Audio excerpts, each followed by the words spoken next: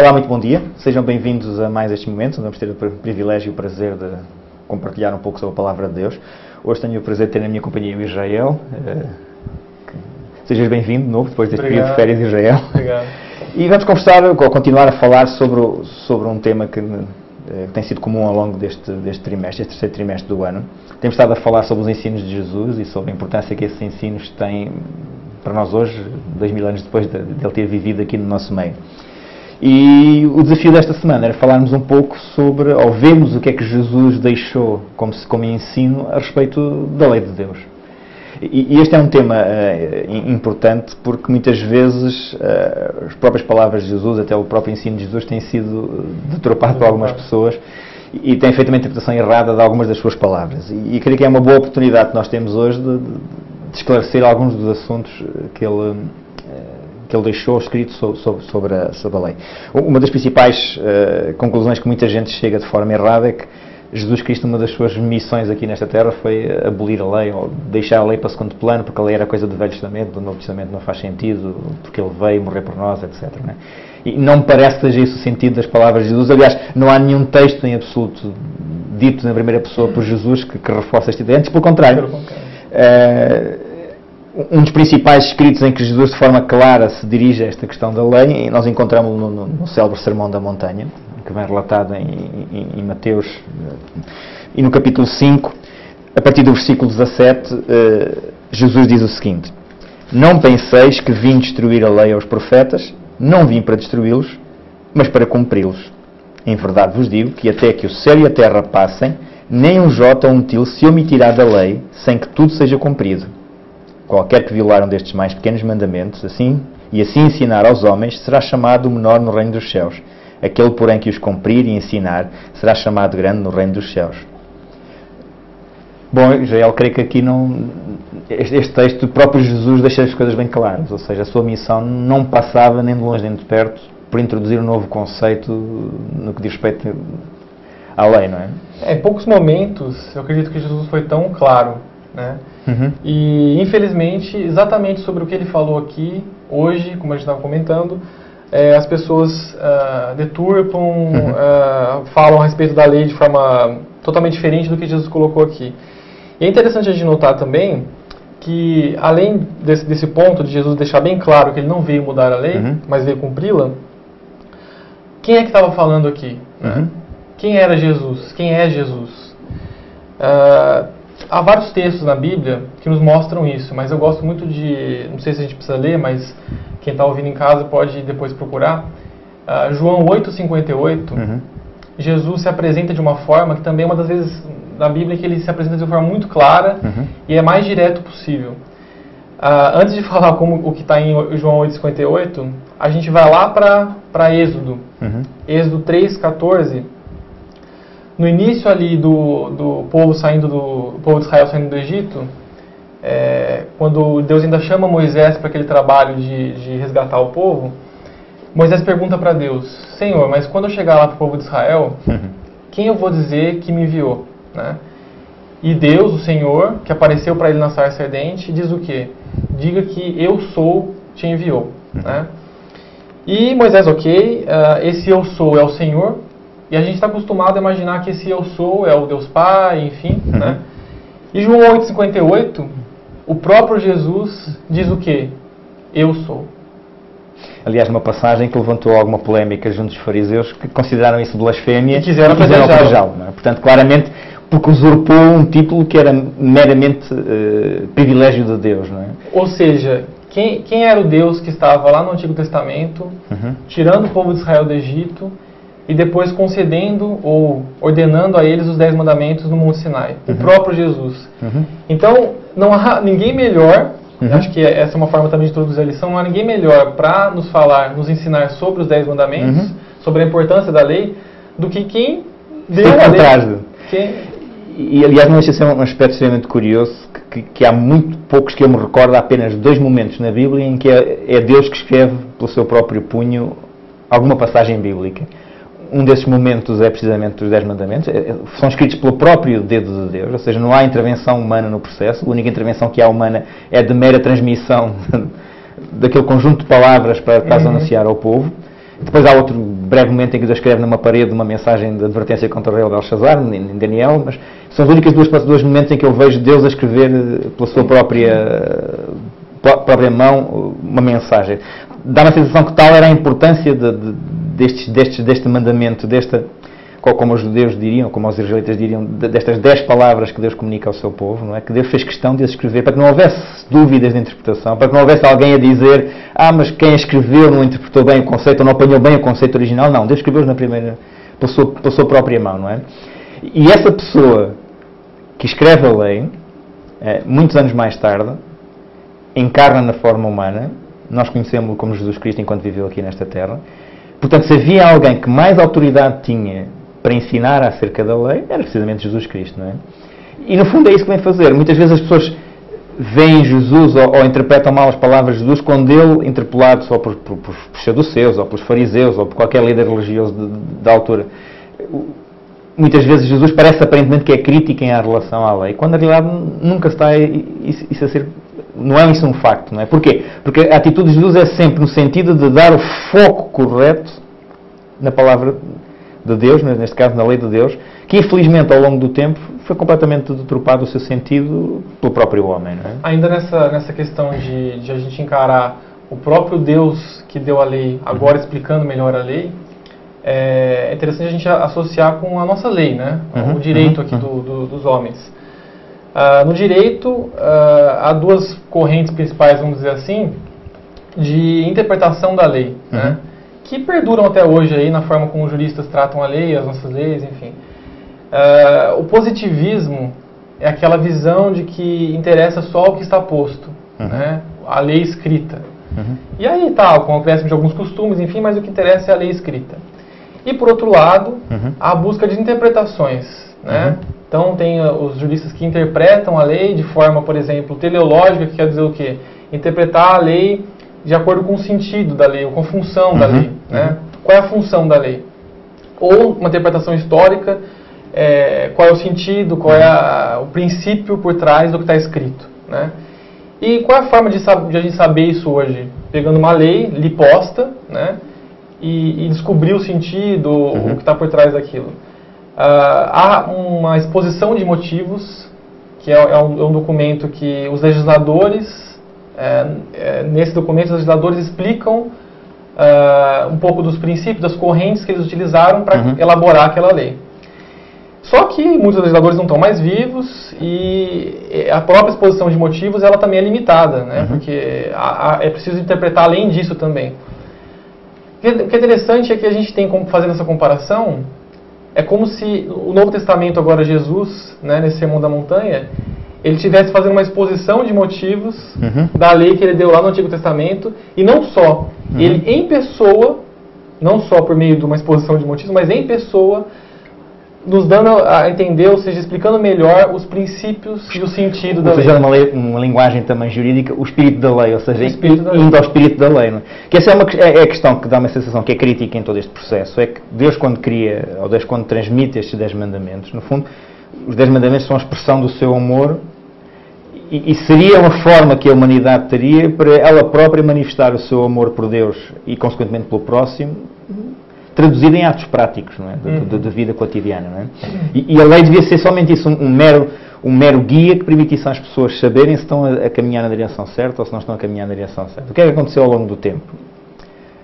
Os seres humanos, como habitualmente, começaram a olhar meramente para a letra da lei, não é? A tal exposição mesmo baseada naquilo que a lei diz. Não é? Só o que está escrito. Só o que está escrito. E sobretudo numa fase complicada da história do povo de Israel, quando veio o cativeiro, quando há um povo que é desenraizado do seu local de origem e é levado para uma terra estranha, com costumes estranhos, embora os motivos fossem bons à partida, que era preservar a identidade religiosa até daquele povo, começou a haver muitas correntes que procuraram, em jeito de comentário, em jeito de esclarecimento sobre alguns pontos da lei, começou a haver muita coisa escrita sobre aqueles 10 mandamentos. E de repente, os comentários escritos por homens, as coisas escritas por homens que tinham como objetivo elucidar, esclarecer as pessoas acerca do espírito que estava por trás da lei, de repente tornaram-se eles próprios mais importantes que o próprio documento original escrito pelo próprio Deus.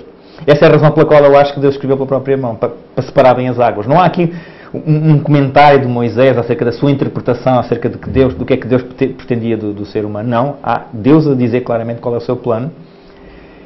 E o que acontece no tempo de Jesus é que nós vemos as pessoas já mais preocupadas com os comentários, já mais preocupadas com a tradição que entretanto se foi amontoando ao longo. Publicaram um código anotado. É evidente. E aí as anotações sobrepunham só à lei original. E quando Jesus vem, aquilo que encontra é uma lei que se tinha tornado num fardo e que tinha sido desvirtuado do seu sentido original. A lei já não era encarnada como um guia que orientava as pessoas na direção de Deus, mas já era tido como um instrumento que permitiam às pessoas serem salvas ou não serem salvas. E já era corrente o conceito de que se eu cumprisse a lei, então eu sou salvo, ou vou ser digno de Deus olhar para mim. Se eu não cumprir a lei, sou pecador e então sofro as consequências desse pecado. De tal forma que muitas vezes Jesus, quando encontrava alguém que estava enfermo por alguma razão, o senso comum diria que se a pessoa estava doente, tinha desobedecido à lei, estava em pecado, estava em transgressão. Ou seja, as pessoas perderam completamente a noção e desvirtuaram um pouco a função da lei. A função da lei sempre foi, desde o início, mostrar ao homem o que é que Deus pretende dele em termos de orientação de vida, meramente isso, para levá-lo até ele, até Deus. E aquilo que o homem tornou foi a lei como um instrumento de salvação. Basicamente, eu cumpro a lei, estou bem. Nós vemos, por exemplo, Jesus a criticar, em determinado momento, uma oração de um fariseu, que no templo, não é? Olhando para um publicano que estava ao lado dele a orar, diz: muito obrigado, Pai, porque eu não sou como ele, porque eu sou perfeito e ele não é. Ou seja, a corrente religiosa, a corrente dominante religiosa do tempo de Jesus tinha este conceito de que a lei era importante como um fim e não como um meio até atingir um fim. Não é? E é precisamente contra isso que Jesus vai falar. E os vários exemplos que nós tivemos a oportunidade de estudar durante esta semana mostram claramente Jesus a pôr o foco no sítio certo. Não é que a lei ou tenha deixado de fazer sentido, antes pelo contrário, o objetivo original de Deus, porque a lei não foi inventada por Deus no Sinai, a lei já existiu, sempre existiu, faz parte do código genético do próprio Deus, até podemos dizer assim, não é? É no fundo a transcrição para palavras humanas, para atos humanos do próprio caráter de Deus, e sempre existiu, e não é agora o facto de Jesus ter vindo a esta terra que vai fazer com que essa lei que sempre existiu e que sempre há existido passe a ter uma coisa diferente. Não. Aliás, você está observando isso porque a gente comentou no início. O ser humano é um pêndulo, né? Então, do extremo de exaltar tanto a lei e achar que a lei é o fim em si mesmo, enfim, o ser humano foi para o outro lado. Né? Isso a gente viu também em várias correntes na história, da Idade Média, enfim. O outro lado não, a lei não é tão importante assim. Não faz sentido. Não faz sentido. Sim. O equilíbrio só é possível com Deus. E até para enfatizar que nesse equilíbrio trazido por meio ou explicado melhor por meio de Jesus, está sim a importância da lei, é o próprio fato de Jesus ter vindo. Sim. O próprio fato de Jesus ter morrido.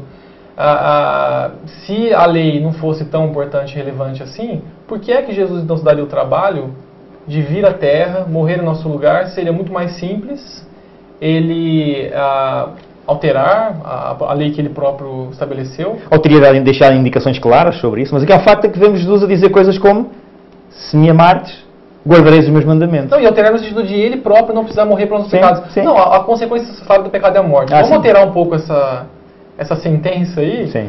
E eu não preciso mais ir à Terra morrer pelo ser humano. Ou seja, se ele veio aqui, é porque a lei é imutável e a lei permanece. O próprio fato de ele estar aqui conosco naquela época demonstra isso. E aliás, este foi um conceito que em certa medida ao longo do tempo foi perdido, e eu temo que ainda hoje se esteja a perder. Este conceito importante, que a lei é um mero instrumento que me permite saber se eu estou afastado ou não de Deus. É meramente esse o papel, porque quando eu estou afastado de Deus, então aí entra a figura de Jesus. Então eu tenho necessidade de tomar consciência do estado em que eu estou em termos espirituais, arrependo-me porque quero recuperar a minha relação com Deus, então invoco os méritos de Jesus para pedir o perdão, e nos méritos de Jesus ajudam-me a recuperar o trajeto perdido e voltar ao sítio original na minha relação com Deus. Não é? Ora, a lei, o sacrifício de Jesus só tem impacto, só é importante, se existir uma lei que me diga que eu necessito do sacrifício de Jesus para recuperar a minha relação com Deus. No fundo é isso que estamos aqui a falar. É tão básico quanto isso. Não é? É evidente que há muita gente que defende o conceito que eu aceito Jesus, então posso fazer tudo o que me vem à cabeça, que o que me interessa é aceitar Jesus, aceitar o seu sacrifício e estou salvo automaticamente. Não parece que as coisas... Jesus, é evidente. O próprio João diz, o próprio apóstolo João diz, se alguém diz que ama a Deus e não guarda os seus mandamentos, é mentiroso, não é? Ou seja, o que é que isto quer dizer? Quer dizer que a lei não é outra coisa senão a expressão prática do meu amor por Deus. E se eu amo a Deus, logo, como Ele ama também o ser humano, eu vou também amar o meu próximo. Portanto, naturalmente na minha vida, se a minha relação com Deus é genuína, se a minha relação com Deus é algo mesmo de verdadeiro, então naturalmente na minha vida prática, os meus atos, a minha forma de agir, vai deixar transparecer isso. Então, eu vou amar o meu semelhante e vou amar a Deus, obviamente, não é? Portanto, no fundo, a lei acaba por ser como que um barómetro que me permite saber se eu amo verdadeiramente a Deus ou não. Porque se eu faço as coisas meramente por numa busca, sei lá, quase impossível de atingir a perfeição, meramente pelo cumprimento de todos os requisitos da lei, se eu faço isso meramente com esse propósito, sem sentir necessidade de amar mesmo as pessoas que estão à minha volta, então esse exercício vai ser fútil. Era isso que os fariseus faziam. Eles eram perfeitos no cumprimento da letra da lei, e quando a letra não era clara, inventavam umas regras para às vezes fugir ao cumprimento. Aliás, o próprio Jesus, num dos textos que vamos ver, fala sobre isso, não é? E aí a gente pergunta, né? Eu não posso ficar no equilíbrio, ou melhor, no extremo, de colocar a lei num patamar que ela não deve estar, ou seja, achar que a lei é um fim em si mesma. E eu também não posso estar no outro extremo, de menosprezar a lei e não enxergar qual que é o papel importante que a lei tem. Como eu consigo, então, chegar no equilíbrio? Você não consegue. Sim. Essa é a questão. Só Deus é que consegue fazer isso na nossa vida. E uma das histórias que a gente vai estudar hoje na lição também... Podemos avançar já, se calhar. O jovem rico. O jovem rico era alguém que estava até pela cultura da época dele, né, por esse meio farisaico. Ele estava no extremo de guardar estritamente a lei, o que estava escrito. Então ele chegou para Jesus e disse, olha, eu guardo desde pequeno todos os meus mandamentos. Aliás, antes disso, o problema dele era o que é preciso fazer para herdar a vida eterna. Exatamente. Bem lembrado, ele responde a Jesus que já guardava os mandamentos, mas depois... E Jesus pergunta precisamente isso. Então guarda a lei? Isso, depois de ele perguntar, né? Ele pergunta primeiramente, Senhor, o que preciso fazer para ser salvo? Até aí... né, a gente não sabe como que era a vida dele. Sim. Aí Jesus pergunta, os mandamentos, até mesmo para provocar um pouco a cultura, a evidenciação do que acontecia na época. E aí ele responde, não, os mandamentos, com orgulho, né, dizendo, não, agora vou tirar 10 aqui no teste. 20, cá em Portugal. Aqui em Portugal 20. Vou tirar 20 e mostrar que de fato isso aí é fichinha para mim, tenho guardado todos os mandamentos. E aí Jesus dá uma resposta que deixa ele desconcertado, acho que muitos já conhecem a história, dizendo, então te falta apenas uma coisa, vai, vende todos os teus bens e segue-me. E o jovem saiu entristecido porque tinha muitos bens, é isso que a Bíblia coloca, né? Nos dá a entender que de fato ele infelizmente se perdeu. O ponto quando eu já até comentei isso numa outra lição aqui com o Paulo, o ponto que eu vejo na história do jovem rico é que ele queria, ele próprio, aperfeiçoar a vida espiritual dele. Ele queria ele próprio planejar o que era preciso fazer. Então eu tenho guardado os mandamentos, agora eu vou perguntar àquele mestre que eu acho que tem alguma relevância, o que me falta, mas eu estou no comando, eu estou guiando o meu planejamento, qual é o ingrediente que falta aqui na minha vida? Para ser mais perfeito ainda. Para ser mais perfeito ainda. E a frase de Jesus, a resposta de Jesus para ele, nos mostra, além da discussão que a gente pode ter, que a gente vai ter aqui a respeito do verdadeiro sentido, que é o amor por trás da lei, mas acho que antes disso, até pelo segue-me que Jesus coloca para ele, a resposta de Jesus para de querer controlar a sua vida e achar que você vai alcançar esse equilíbrio entre o extremo e outro. Só eu posso te dar esse equilíbrio, para o seu próprio bem. Então, a ordem de vai e vende todos os seus bens é porque, além de ser uma questão de se desapegar dos bens terrestres... Provar realmente qual era o espírito que ele tinha quando além disso, era uma questão de falar assim, para de estar sobre nas rédeas da tua vida. Se eu dirigir a tua vida, aí sim você vai conseguir o equilíbrio, aí sim você vai herdar a vida eterna. Sim. E esta é uma excelente história, porque no fundo, quando tu estavas a dizer, nos ajuda a perceber um pouco, por um lado, que apesar deste homem estar a cumprir completamente cada item da lei na perfeição, não é? Ele não era feliz, não é? Ou seja, ele sentia que havia dentro dele alguma coisa. Ou seja, isso não bastava. Não é? E há muita gente que agarra neste exemplo precisamente para tirar mais uma pedra contra a validade da lei ainda nos nossos dias. Quando eu vejo que é precisamente o contrário. Aquilo que Jesus acaba de fazer na vida deste homem foi mostrar-lhe que tu dizes que guardas a lei, ok? Então pronto, então experimenta vender tudo o que tens e distribui com aqueles que necessitam. No fundo, mostra na prática que tu amas o teu semelhante. E ele não era capaz de fazer isso. E Jesus o que queria fazer este homem compreender é que na realidade as motivações que o levavam a cumprir a lei eram egocentristas, era baseado no próprio. E ninguém é capaz. Não, ninguém. Esse é o ponto. O jovem rico estava querendo ser capaz por ele próprio. Jesus não... Porquê? Precisamente por isso, porque ninguém é capaz de ter um amor absoluto como Deus tem pela humanidade. O nosso amor será sempre imperfeito e será sempre a uma escala completamente diferente daquela que Deus tem, não é? Mas em todo o caso, nós, há momentos, não de forma perfeita, mas pelo menos podemos ter momentos em que esse amor pode se manifestar. Não é? Por meio dele. Por meio de Jesus, exatamente. Mas para isso nós precisamos estar ligados a Deus.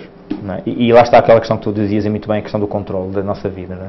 Há pessoas que têm o controle da sua vida, ou que pensam ter o controle da sua vida, e esperam que Deus sancione cada passo que dão, porque é o seu passo e só precisa que Deus carimbe, que aprove, que está tudo bem. Está faltando, está tudo ok.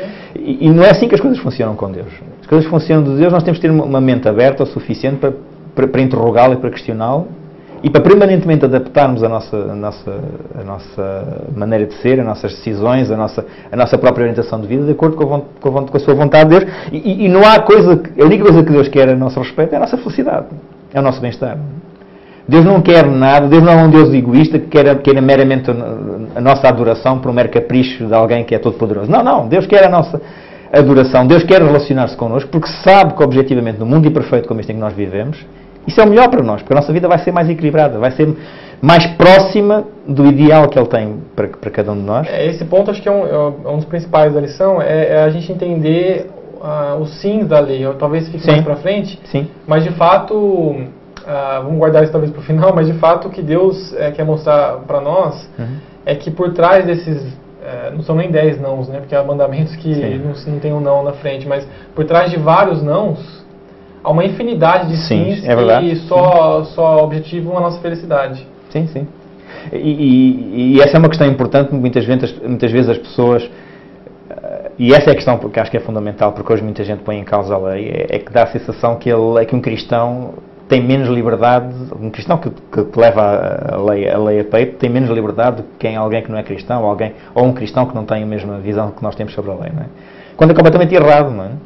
O apóstolo Paulo tem um texto que é um dos meus textos favoritos na Bíblia, em que ele fala, em Gálatas, fala precisamente que nós, com a morte de Jesus, fomos libertos da escravidão do pecado. Porquê? Porque quando nós estamos num estado de pecado, esse estado de pecado força-nos e impele-nos para fazer as neiras, para cometer coisas que estão erradas e que violam alguns princípios morais básicos dados por Deus, não é? E por muito que nós tentemos lutar contra isso e não fazer isso, grande parte das vezes não somos capazes. E com a morte de Cristo, aquilo que Cristo veio novamente dar-nos é novamente a liberdade de opção. Quando nós estamos num estado de pecado e não temos Jesus que nos permita abrir os horizontes, nós só podemos pecar. Agora, quando vem Jesus Cristo, diz assim, ok, tu podes pecar, mas podes não pecar. Porque pelos meus méritos tu podes dizer que não. Ou seja, abre-se um novo caminho. Agora, quando uma pessoa de forma consciente tem as duas opções em aberto e de forma consciente diz não faço, mas é de forma consciente, é porque eu quero, não é porque sou obrigado a fazer. O exemplo clássico disto é alguém que fuma. Geralmente, as pessoas normalmente dizem que um cristão que tem princípios não é livre porque não pode fumar. E eu pergunto, mas quem é que é mais livre? É alguém que não fuma e que a qualquer momento pode tomar a decisão de fumar ou de deixar de fumar, ou alguém que fuma que não consegue tomar a decisão de deixar de fumar? O facto de nós termos as duas opções em aberto e optarmos por uma delas de forma consciente, livre e espontânea, não é? Quer dizer que eu tenho toda a minha posse, toda essa liberdade, e é isso que o apóstolo Paulo diz nesse texto de Gálatas, que diz, vocês agora sois livres graças aos méritos de Jesus, da morte de Jesus na cruz. Por favor, não utilizeis a vossa liberdade para voltarem a fazer exatamente aquilo que faziam. E esta é a grande vantagem da morte de Jesus, é dar-nos pela primeira vez a possibilidade de voltarmos a optar. Ou seguimos a recomendação de Deus e deixamos-nos guiar pela sua orientação. E como é que eu sei que estou a ser guiado pela orientação de Deus ou estou a ser guiado por mim próprio? Basicamente vou à lei, não é? Quando eu estou a começar a infringir alguns das questões enunciadas, alguns princípios enunciados pela lei, eu tenho que cá dentro tomar a consciência que alguma coisa não está bem, então tenho que voltar novamente para Deus e pedir a sua intervenção para me ajudar a corrigir alguma trajetória errada que tenha a seguir. Né? Há uma imagem que até favorece quando é mal interpretada, né? Uma metáfora, é mal interpretada no sentido de comparar a lei a uma prisão, né? Como você colocou, mas há uma imagem que a gente utiliza muito e vem sendo utilizado, o próprio Jesus citou a questão do aprisco, né? Das ovelhas. Então a gente pode sim comparar a lei a um aprisco, né? Em que, uma cerca protetora no sentido de proteção, no sentido de referenciais. Se a gente for analisar, não é possível nem entrar muito nesse assunto, mas se a gente for analisar, o ser humano sem referencial, sem qualquer tipo de referência, chega, em última análise, na loucura. Porque, não, sem referenciais eu consigo ter mais liberdade, entre aspas, para ir para cá, para lá. Tá, mas aí depois sem referencial de novo. Sem referencial de novo. Uma hora não há mais caminhos, até a própria razão não tem condição de funcionar se não há referenciais. Então, o aprisco como referencial, como proteção, a lei é um aprisco, ok. Mas aí, como você bem observou, vem alguém e diz, tá vendo? O aprisco é uma cerca. O aprisco me impede de sair daqui e usufruir o mundo, ser livre. Ou seja, uma distorção do conceito. Por isso eu gosto de usar uma outra imagem, pessoalmente falando, que eu acho que nos mostra o contrário. Por exemplo, se a gente enxergar a lei como uma porta, a porta também tem os batentes, né, os umbrais da porta, que são bem delimitados, é um retângulo, né, um da direita, um da esquerda, um de cima, embaixo o chão. E aí vamos supor que a gente está aqui na nossa condição de um quarto pequeno, 3x3 aqui, consigo dar 3 passos para frente, 3 passos para o lado, para trás, estou livre, entre aspas. E aí eu vejo a porta como sendo a lei, e aí Deus me fala, se enquadra ali na porta. E eu, não, mas eu vou ficar quase justo ali nos batentes, né, e tal. É muito apertado ali o retângulo da porta. Eu prefiro ficar aqui no meu ambiente de 3x3. Só que a porta é uma porta. Ou seja, passando essa porta, passando esse enquadramento, passando esses limites, há uma plenitude. Há um universo cheio. É isso que Satanás faz com que a gente não enxergue. Fora desse quartinho que a gente acha que é a liberdade, fora desse quartinho que a gente acha que é tudo que pode existir, há uma plenitude. Que plenitude? Eu já vou adiantar então a questão dos sims que eu estava colocando. Lá fora existe a plenitude se o não é não matarás, existe a plenitude de promover a vida. Quantos sims eu posso desenvolver nessa plenitude que Deus proporcionou para mim, que não é ainda plena aqui na terra, mas vai ser no céu. A questão do adultério, a gente vai comentar mais, que Jesus citou bem especificamente. Acho que podemos entrar já por aí. Vamos aí. Porque, repara, essa questão que estás a apresentar agora é que é verdadeiramente essencial. Porque quando o mandamento diz não matarás, um judeu, um israelita, não é, levava a palavra à letra, não é? Não matar. E Jesus, quando vem fazer o comentário, não é? E neste capítulo 5 que nós começámos a ler do início, depois continuando, Jesus faz vários comentários sobre algumas das leis.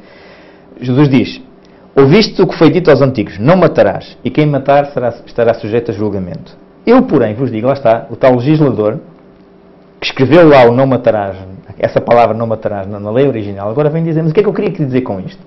Porém, no sentido de aprofundar, não de negar a interpretação básica. Até eu, porém, vos digo que o matar não é meramente o ato de tirar a vida a alguém. É mais do que isso. É mais. Não é? Eu vos digo qualquer que sem motivo, sem colorizar contra o seu irmão, está sujeito ao julgamento. Agora vou eu extrapolar isto.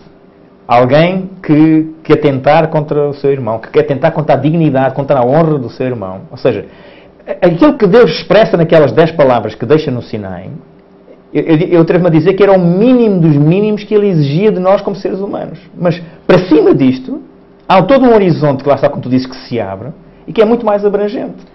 Não estamos a falar aqui do meramente, utilizando este mandamento mais uma vez como exemplo, não estamos a falar meramente do simples ato de tirar a vida, estamos a falar de alguém que ama o suficiente o seu irmão para não o singularizar contra ele, para não denegrir a sua imagem e por aí fora. Não é? Portanto, há aqui um conjunto de ações e de comportamentos que são bem mais amplos do que aqueles que são estritamente enunciados na lei. E foi isso que as pessoas falharam. Ou seja, Deus enuncia um princípio que é, tu tens, lá está o sim, não é? Tu tens o sim à vida do teu irmão. E o sim à vida do teu irmão passa por esta questão, do não pensares mal dele, do não atentares contra alguma coisa dele, contra a sua... E depois, obviamente, todos os outros mandamentos são interrelacionados, depois há a questão da propriedade, há a questão dos relacionamentos, que está envolvido em tudo nisto. E o que Jesus vem esclarecer não é dizer que a lei estava errada, porque não podia dizer isso, foi ele que a escreveu. O que Jesus vem dizer, faz-me lembrar muitas vezes aquela imagem que começou a dar uma aula, e explica um conceito, uma teoria, e depois manda os alunos fazerem um trabalho qualquer relacionado com esse conceito, com essa teoria. E depois, quando passa pelos lugares, a ver o que é que eles estão a fazer, fica desesperado porque vê que eles não perceberam nada do que nós dissemos. E nós paramos a aula e dizemos assim, parem. Não foi isto que eu quis dizer. Ouçam, o que eu queria dizer era isto. Perceberam agora? No fundo é isto que Jesus está a fazer aqui. Vocês passaram completamente ao lado do que é que eu queria transmitir-vos com estes 10 mandamentos. Com estes 10 princípios, no fundo são princípios de vida, que são bem mais abrangentes do que aquelas regras redutoras que vocês arranjaram para tentarem ajudar as pessoas a cumprirem algo que não conseguem cumprir. Ou seja, aplicando a metáfora que eu estava comentando há pouco, o quartinho aqui apertado do caos, do pecado, os seres humanos, não, aqui eu posso matar, aqui eu posso, ou, pegando a amplitude que Jesus deu à lei, eu posso odiar, não tem problema de odiar meu irmão e tal, eu quero ficar aqui livre, entre aspas, nesse mundo apertado de ódio, Desde não passe da minha mente para fora. Isso, aí é possível. E eu sou mais livre assim. E aí alguém também, embaixo da porta, parado, não, aqui tem o batente do não isso, o batente do não isso, aqui não isso, e eu aqui parado na porta. Jesus fala, sai, ou melhor, passa pela porta. E fora, a lei como a porta da plenitude, você vai ter esse universo de sims. Se relacione com o seu irmão, usufrua do amor, usufrua do que é se relacionar bem com o seu próximo, bem, pegando já outro mandamento, com a sua esposa. Aproveite o máximo que eu criei para que você tenha em contato com a natureza, os animais, outros seres humanos. Então, a gente não pode achar que a gente está livre nesse quarto pequeno, a gente também não pode ficar parado embaixo da porta, que é os limites que a lei coloca. A gente tem que simplesmente, com a ajuda de Deus, passar por essa porta e encontrar um mundo de sims, de amor, de possibilidades que Deus criou para nós, que é muito maior do que a gente pode imaginar. E não há alternativa para um cristão se não fazer esse percurso e esse trajeto, estás a dizer. Porque, reparem, a nossa vida aqui que nós estamos a viver, embora imperfeita, embora no mundo imperfeito, é como que a antecâmara da vida eterna. E na vida eterna vamos poder beneficiar, usufruir dessa plenitude perfeita mesmo, de forma perfeita. Mas Deus só permitirá que passem por essa experiência aquelas pessoas que já tiverem passado por essa experiência, ainda de forma não tão perfeita. Aqui, aliás, ainda bem que falamos nisso, porque este capítulo 5 termina de forma genial. Capítulo 5, em que Jesus fala sobre a lei, esclarece alguns pontos da lei, mas vamos ver mais alguns, termina desta forma: sede vós, pois, perfeitos, como perfeito é vosso Pai que está nos céus. Isto parece um contrassenso, não é? Parece que Jesus está a falar sobre a lei e de repente termina assim. O objetivo da lei é levar-nos à perfeição. Mas não é a lei que nos permite obter a perfeição. A lei é meramente um instrumento através do qual nós podemos medir qual é o grau de perfeição que temos ou não temos. E quando não chegamos à conclusão que não temos essa perfeição, como perfeito é Deus, então o que nós temos que fazer? Socorrer-nos de Jesus Cristo, pedir que nos possa ajudar, orientar, para corrigir eventuais problemas que nós possamos ter. Mas isto é uma postura de humildade. Não é? Que eu sei que, olhando para os princípios enunciados, para tudo o que está à volta dos princípios enunciados na lei, eu chego à conclusão que há muita coisa que eu não consigo fazer. Então, coloco uma posição de humildade e digo, meu Deus, eu não consigo, eu preciso de Ti.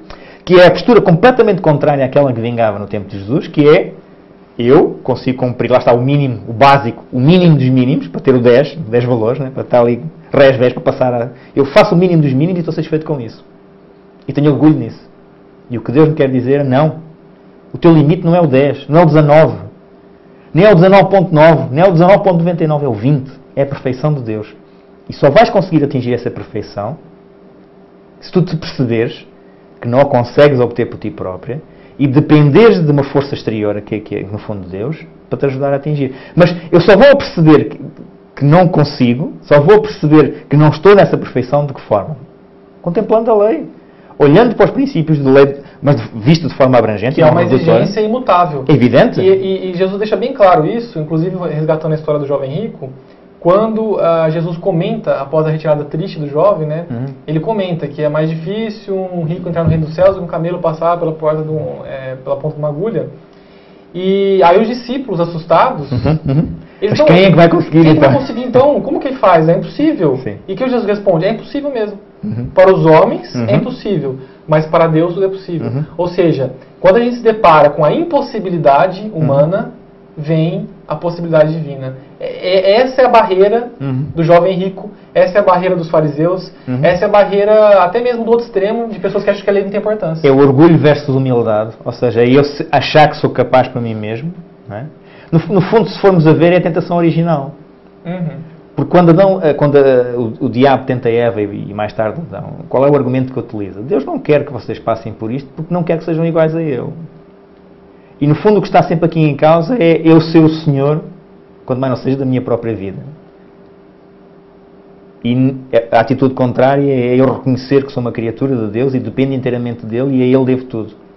E são estas duas atitudes que estão sempre permanentemente em contraponto, e eu, como cristão, muitas vezes oscilo entre as duas, não é? Ou muitas vezes acho que sou eu que estou no controle da minha vida, outras vezes em que estou mais próximo de Deus, então acho que é Ele que tem que conduzir a minha vida. E é esta luta que nós fazemos entre estas duas correntes filosóficas, se assim quisermos dizer, não é? Que faz com que a nossa existência aqui... Isso continua a ser alimentado por essa mentira original, que é muito bem trabalhada até hoje, ou seja, vocês estão perdendo, Adão e Eva, vocês estão perdendo alguma coisa que Deus está negando a vocês. A tal liberdade. A tal liberdade, a tal semelhança até ao próprio Deus, que é coisa que ele queria, né? O próprio Lúcifer. Hoje, ele diz o seguinte, vocês estão perdendo, vocês estão... o aprisco estão limitados pela lei. E na verdade é tão mentira essa questão original que ele colocou, de que Deus não queria que o ser humano fosse igual a Deus. Na verdade é o contrário. Claro que Deus não quer, e Deus não é absurdo imaginar isso, que tornar alguém Deus. Mas Deus quer exatamente compartilhar conosco coisas que Ele coisas que Ele vive. Eu digo no singular porque são 3 em 1, é difícil a gente entender. Mas eu já até comentei isso aqui. Deus são 3 em 1, Deus é 3 em 1. E há um amor entre os membros da Trindade, entre essa união. E Deus falou assim, isso é tão maravilhoso, o que eu sou, que eu quero, por amor, por bondade, partilhar com o ser humano. Então eu vou criar um ser humano que possa se unir com a sua mulher e tornar-se uma só carne. Ou seja, é totalmente o contrário do que Satanás falou. Ele não quer que vocês sejam iguais. Não, Deus quer que a gente seja o mais parecido com Ele. E aliás, fomos criados à sua semelhança. Exatamente. Ou seja, foi uma série de privilégios que Deus nos concede, não é? Com o único objetivo, nós sermos felizes, temos a plena realização, que é algo que nós não conseguimos, que não deixa de ser um paradoxo. Eu não tenho a mínima dúvida que Adão e Eva, antes do pecado, eram plenamente realizados, eram plenamente felizes, e vão em busca de alguma coisa que aparentemente que Satanás lhes mete da cabeça que faltava, e a conclusão a que nós vamos chegar pela história é que essa coisa que teoricamente lhes faltava, antes pelo contrário, só traz dor, só traz desgosto. Mentira. Portanto, a ausência de Deus é infinitamente pior do que uma vida ao lado de Deus. E a presença de Deus, ela oferta benefícios assim que a gente não consegue nem imaginar, e não perdas. Essa que é a fórmula que Satanás inverteu. Já comentei aqui, mas só para fechar esse pensamento, Deus compartilhou essa vivência de serem um só conosco também. Deus compartilhou com o ser humano a oportunidade de criar. Deus deu ao ser humano a capacidade de procriar, ter filhos e sentir um pouco do que é você criar e cuidar de alguém. Deus, enfim, mantém o universo e proporcionou ao ser humano também a possibilidade de cuidar do planeta Terra. Ou seja, Deus quis que tudo que Ele é, guardadas as devidas proporções, o ser humano pudesse usufruir. Aí Satanás vem, inverte totalmente a lógica e diz, ele não quer que você seja igual a ele. E aí o ser humano perde tudo isso. E é curioso que logo a seguir a lei de Deus acaba por ser um instrumento que Ele cria para nos ajudar a recuperar precisamente esse estatuto e esse plano original que Ele tem. Porque é através da lei, quer queira, pequena, não é através da lei que eu tenho a salvação, que eu sou salvo, mas é através da lei que eu encontro um meio de me aproximar novamente dele, de voltar a recuperar algumas das características que eu tinha e que me aproximavam de Deus. Porque a lei não é nada mais, nada menos que a transcrição do caráter de Deus. Ou seja, o que é que eu quero dizer com isto? Quero dizer que na lei nós vemos refletidos um conjunto de princípios, que são os princípios que emanam do próprio Deus. A questão do amor, obviamente Deus não se ama a si próprio, mas há essa tal questão do bom relacionamento que existe entre os membros da divindade, não é? Mas Deus ama o próximo, Deus ama o ser humano, e no fundo Deus quer na lei, precisamente, é que nós recuperemos um pouco desse estatuto de voltarmos a confiar e a depender inteiramente de Deus e de voltar a amar o nosso semelhante como a nós mesmos. E voltarmos a ser felizes, evidente, no último caso. E por muito paradoxal que possa parecer, e por muito complexo que possa parecer, o que é facto é que na tal aparente perda de liberdade, que não é a perda da liberdade, porque eu continuo a ter as duas opções em aberto, mas é uma perda consciente de parte da minha capacidade de escolha, mas precisamente é a parte da capacidade de escolha que não me interessa.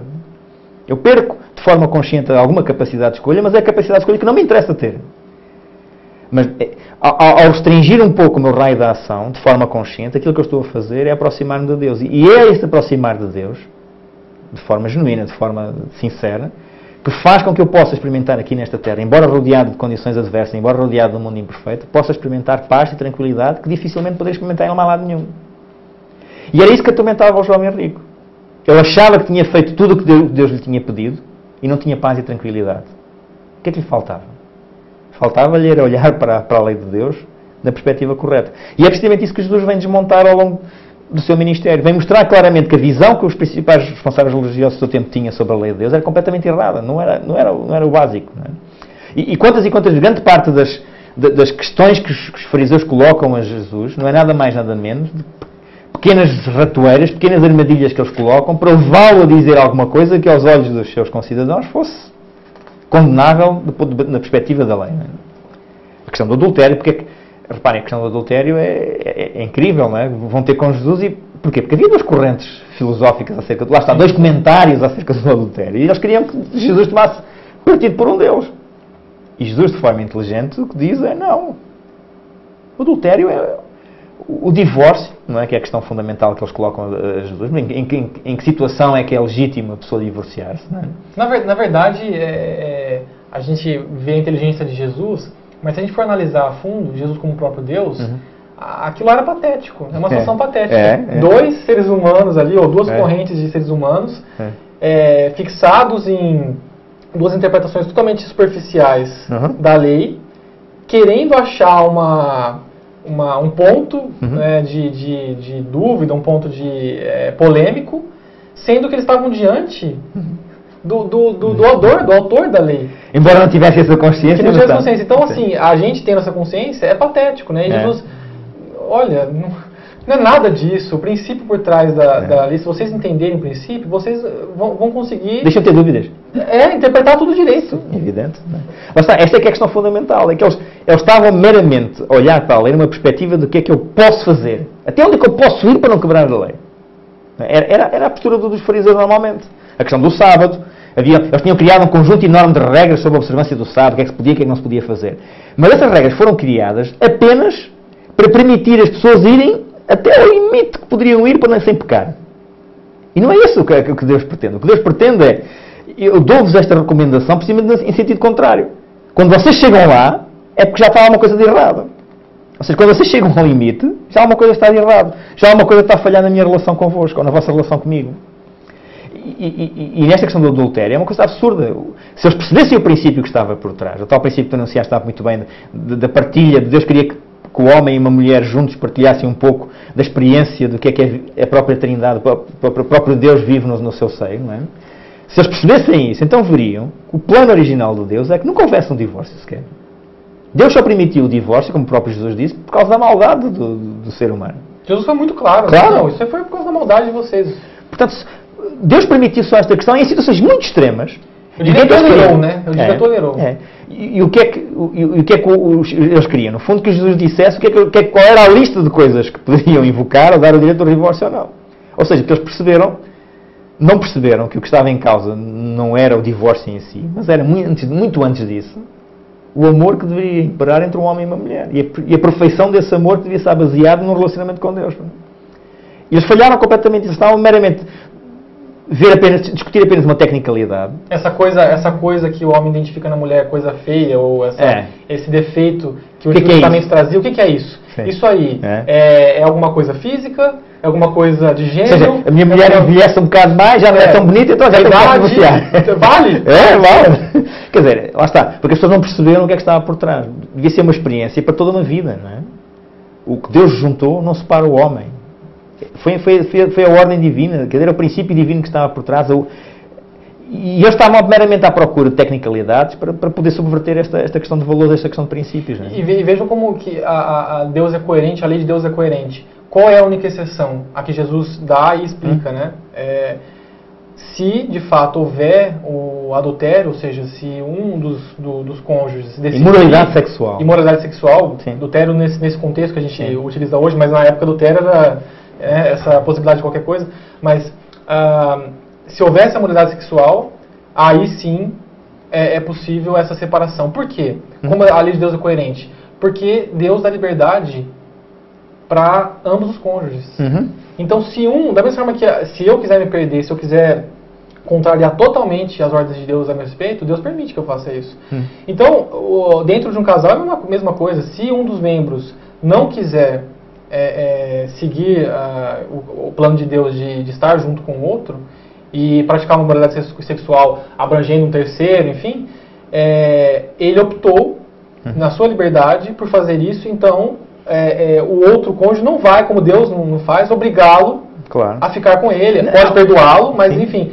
Ou seja, a lei de Deus é coerente. De novo, o princípio da liberdade aflorando aí para explicar... E por outro lado, a questão de que Deus não vai para proteger a outra pessoa, não é? No fundo a questão que eu vejo básica aqui neste princípio é a questão da proteção, não é? Também. Da proteção da outra pessoa que queria manter a relação, mas que não é possível manter. E Deus quer proteger a capacidade de opção e de liberdade de opção dessa pessoa, não é? Mas reparem, mas fomos à lei de Deus, não há lá sobre o divórcio. A lei de Deus diz, condena, ou que recomenda, não adulterarás, ou seja, não tomarás nenhuma atitude, e mais uma vez aqui neste capítulo 5, Jesus esclarece o que é o adultério, não é? Eu, porém, vos digo, qualquer que olhar para uma mulher com intenção impura, ou seja, não é o fato físico em si.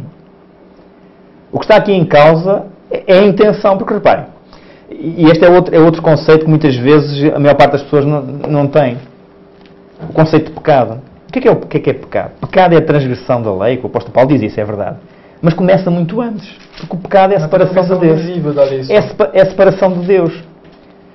O pecado começa quando eu me separo de Deus. Quando eu deixo de ter um relacionamento próximo de Deus e deixo de tê-lo a Ele como guia da minha vida. Lá está a tal oscilação que eu falava há pouco entre Deus controla a minha vida e eu tenho o controle da minha vida. Quando eu acho que tenho o controle da minha vida, estou afastado de Deus, já estou em pecado.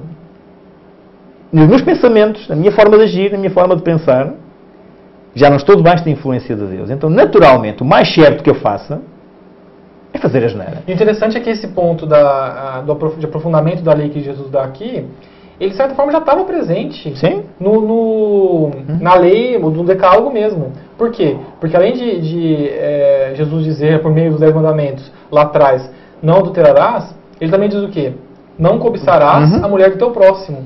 Ou seja, lá mesmo o judeu, o israelita lá atrás, que não tinha tido, vamos dizer assim, esclarecimento ou esse aprofundamento de Jesus aqui do Novo Testamento, já sabia, sim, que, tudo bem, eu posso não estar adulterando no sentido de estar em relacionamento extraconjugal. Só que, se eu a cobiça é interna. Então, esse aprofundamento já estava lá no próprio mandamentos. E se mesmo não tivesse aí, está na primeira parte do decálogo. Quando diz, não terás outros deuses diante de mim. Muitas vezes o que nós fazemos é endeusamos pessoas, endeusamos situações, endeusamos bens materiais. Ou seja, todos os 10 mandamentos estão relacionados, no fundo, porque é mesmo assim, porque eles no fundo refletem toda uma atitude, todo um comportamento, não é? E isso mostra também que, nossa, então peraí, Jesus ele não conseguiu ser muito claro, alguém pode pensar, lá com o decálogo, e aí foi preciso, depois de muito tempo, era óbvio que eles iam ter interpretações erradas, porque Jesus não foi claro nos 10 mandamentos, depois ele teve que se explicar, não, esse é um exemplo, a questão do não adulterarás, mas também não cobiçarás a mulher do teu próximo, é um exemplo de que era plenamente possível, se o povo de Israel se aproximasse de Deus, com o que Deus ordenou os 10 mandamentos, era plenamente possível que eles se enveredassem pela guarda correta dos 10 mandamentos. E que eles chegassem na época que Jesus viria ao mundo de forma totalmente diferente, guardando com o coração e não com a frieza intelectual fixa na letra da lei. Ou seja, não foi um erro divino o fato de precisar explicar 2 vezes. Foi uma teimosia e uma indiferença humana que quase que obrigaram ou fizeram com que a bondade de Deus nos desse uma segunda chance de explicação. Sim.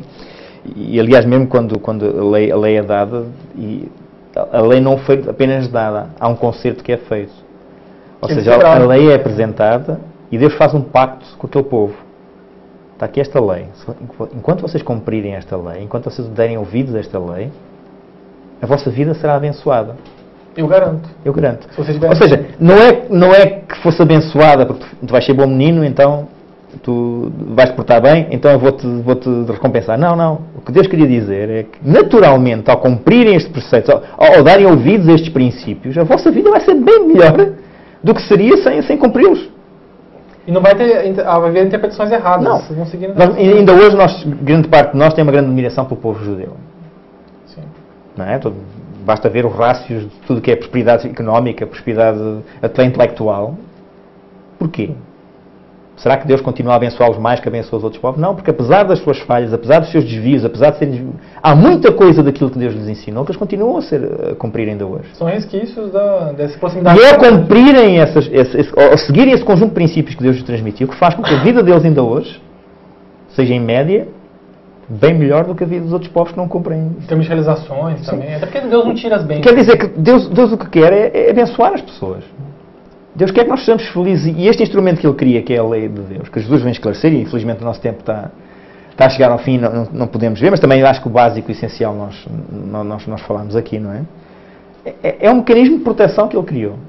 Não é para restringir a minha liberdade de movimento. Não, antes pelo contrário, eu continuo a ser livre de ir para onde quero. Mas quando eu me limito, inspirado por Deus, quando eu me limito, orientado por Deus, então a minha vida naturalmente será bem mais eficaz e bem mais feliz, é que podemos dizer, aplicar esta palavra nesta terra aqui, bem mais equilibrada, bem mais tranquila, do quando eu não dou ouvido à palavra de Deus. E uma proteção não para perder nada, mas uma proteção para ganhar. Eu não perco a liberdade, mas ganho tranquilidade. Eu gostaria de fazer mais uma vez a questão de ver os limites da lei, não só como uma questão de aprisco, mas também como uma questão de porta. Eu acho que a lei é a porta da plenitude. Sim. E quando nós vivemos isso dessa forma, então a nossa vida será bem melhor. Muito obrigado, Israel, por ter feito companhia. Muito obrigado a vocês por estarem desse lado. Já sabem que hoje é uma semana à mesma hora poderão contar novamente connosco. Um bom sábado a todos.